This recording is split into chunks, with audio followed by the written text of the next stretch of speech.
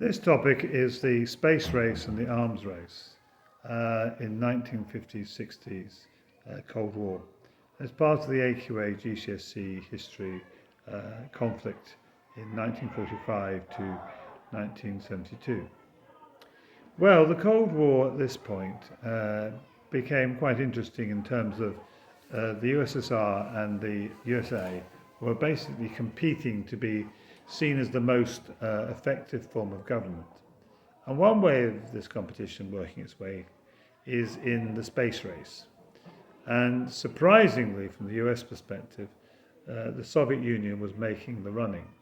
It sent the first satellite into space, Sputnik, the first man into space, Yuri Gagarin, the first woman into space, and essentially the Soviets seemed to be beating the Americans. This was embarrassing to the USA, but the other problem was that this space race wasn't just about propaganda. If you could send a satellite into space, you could also send a nuclear missile into space. And this was really hand in hand with the arms race and the development of intercontinental ballistic missiles. The Soviets had gained access to how to build an atom bomb by 1949, and they were producing hydrogen bombs in the 1950s, soon after the Americans had developed them. And throughout this period of time, as fast as the Americans were producing something, the Soviets were producing the same sort of weapon at the same sort of time.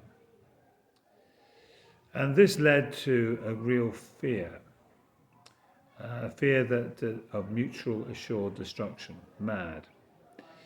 And ultimately, both parties, the Soviet Union and America, realized that this could not go on forever. And by the late 60s, early 70s, plans were put in place to scale back this threat. But what is interesting is just how much of a game changer the atomic weapons were. For the first time in human history, we had the ability to destroy the whole world. And I often say to the pupils, be very glad that Nebuchadnezzar didn't have an atom bomb.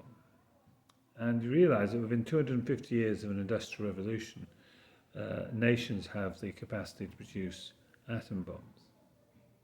Hitler would love to have had an atom bomb. And it's very fortunate that the USA, with its grounding in the gospel and understanding of things, was the first nation to have an atom bomb.